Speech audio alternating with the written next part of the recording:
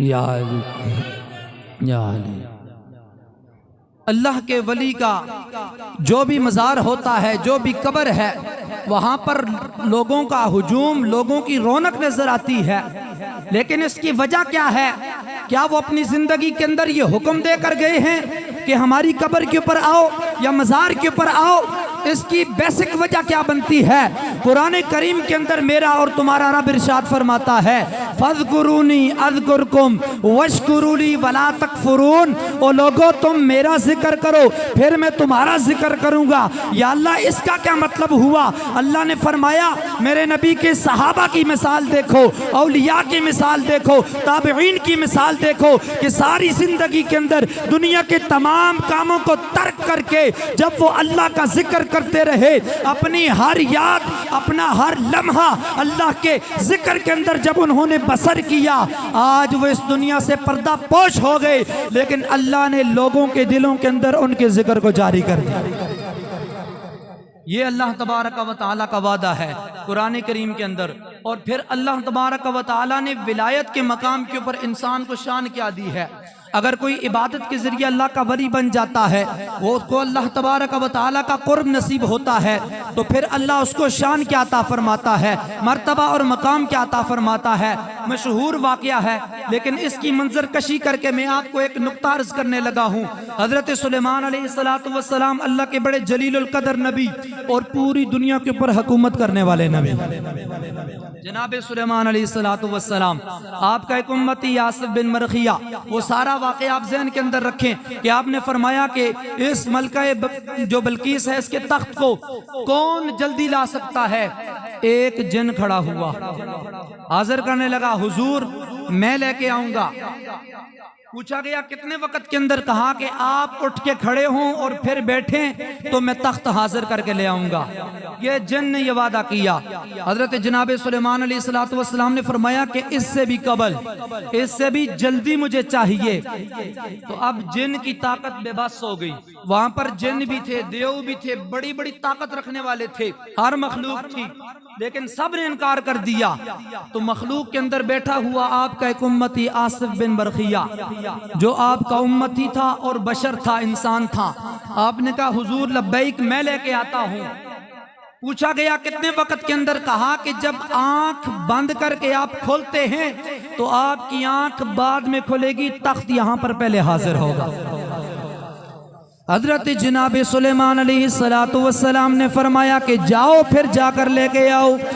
अब तारीख इस बात की गवाही देती है और हर मुअर्रिख ने इस बात को लिखा है कि जनाब सुलेमान अलैहिस्सलातु वस्सलाम ने अपनी आंख बंद करके खोली तो तख्त जनाबे वाला वहां पर मौजूद था। अब इसकी वजह क्या है? अब देखिए कि आसिफ बिन बरखिया उस मौके के ऊपर जनाब सुलेमान अलैहिस्सलातु वस्सलाम के महल के अंदर मौजूद था।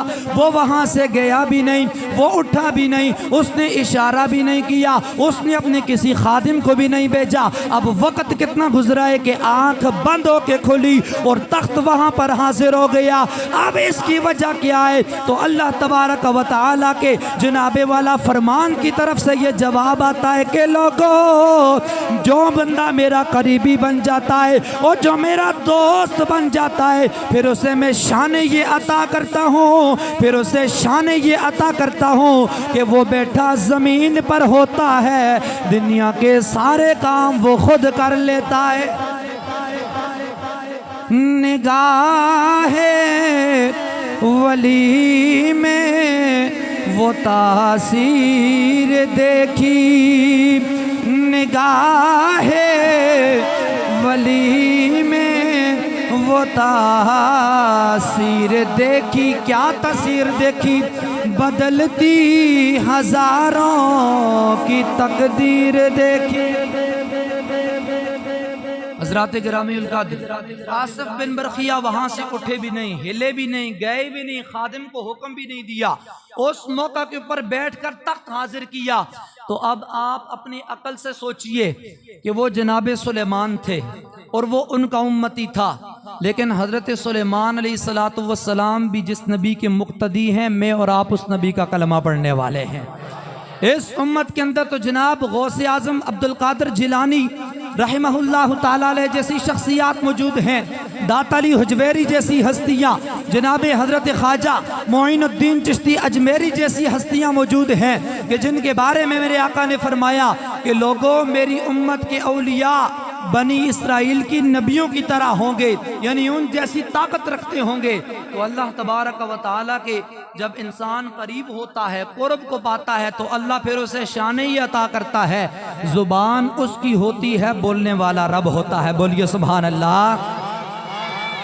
अगर मैं इस महफिल का आगाज़ खुद करता तो अल्हम्दुलिल्लाह इंशाअल्लाह फिरदौसी साहब की भी काफ़ी मेहनत है, लेकिन मैंने ऐसा मजमा जगा के अपने मेहमानों को पेश करना था कि ये वाकई समझते कि ये कहीं पर जुम्मा पढ़ के आते हैं और वाकई इनकी कहीं पर तरबियत होती है। वैसे हमारा ये अंदाज नहीं कि कौम चुप करके बैठी रहे और हम बोलते रहें सुभान अल्लाह और हम तकरीर करते रहें। मेरे जो अहलियाने पुटाकी के हैं, मैं उनसे ये उम्मीद रखता हूँ कि वो हाथ उठा के भी वो दाद देंगे और बावाज़े बुलंद दाद देंगे। बाकी जो मेहमान आए हैं इल्ला माशाअल्लाह उनके लिए भी बिस्मिल्लाह। अल्लाह तबारक व तआला के करीब जब बंदा होता है तो फिर ज़बान उसकी होती है, बोलने वाला रब होता है। सही पूरे हाथ नहीं उठे, अल्हम्दुलिल्लाह से ठीक है। ज़बान उसकी होती है, बोलने वाला रब होता है। हाथ उसके होते हैं, पकड़ने वाला रब होता है। पाँव उसके होते हैं, चलने वाला रब होता है। ऐ मालिक व मौला, ये वजह क्या है? इससे कबल भी नबी आए, उनकी उम्मती आई, लेकिन उनका ऐसा जिक्र नहीं मिला, उनकी ऐसी शान नहीं मिली कि तूने उनको ऐसी शान अता की हो, उन नबियों की उम्मती को ऐसा मर्तबा और मकाम अता किया हो। उनके लिए कानून अलग, उनके लिए आर्डर अलग, उनके लिए जनाबे वाला सहीफे, उनके लिए आयतें अलग, लेकिन हमारे लिए इतनी आसानियां। अल्लाह ने फरमाया ये बोलने का मकाम नहीं, वो किसी और नबी की उम्मती थे, ये तो मेरे महबूब की उम्मती है। हज़रात गिरामी उल क़द्र, अल्लाहु अकबर।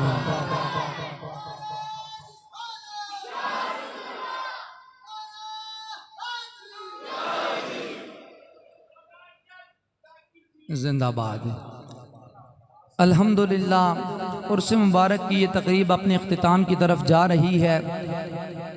तो फिरदौसी साहब ने भी पहले तारफ़ कराया। हमारे पास जो तालीम और तरबियत का सिलसिला है वो अल्हम्दुलिल्लाह ज़ोर और शोर से जारी है, उसका इन्होंने तारफ़ कराया। मैं उस तारफ़ के लायक तो नहीं, लेकिन मैं ये कहूँगा कि इसके अंदर अल्लाह के वलियों की दुआ है और आप लोगों की सपोर्ट है, आप लोगों का तावन है इसके अंदर। मेरा इसके अंदर कोई कमाल नहीं, मेरा काम है बैठ के पढ़ाना।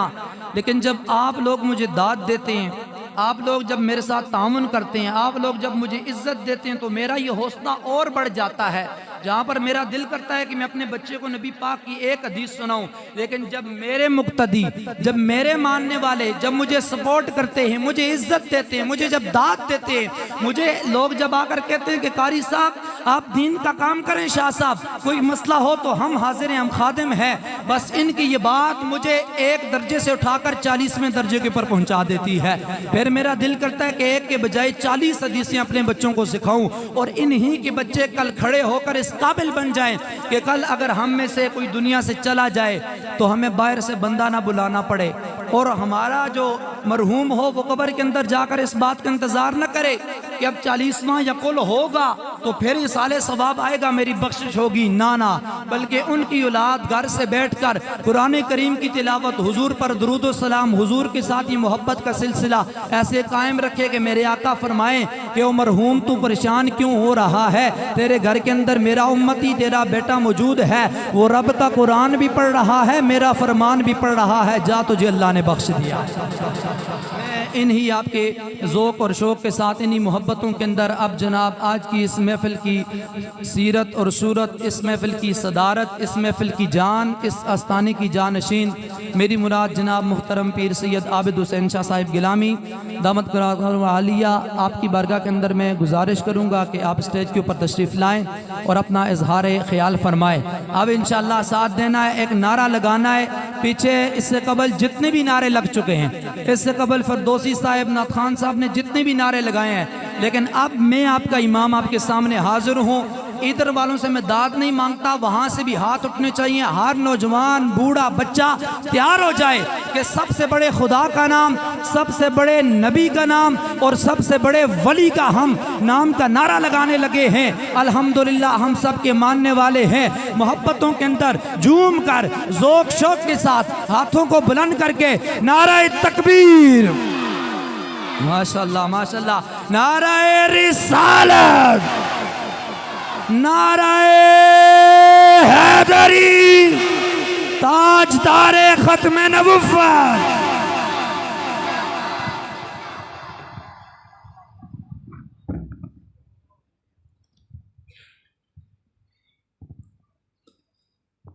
बिस्मिल्लाहिर्रहमानिर्रहीम।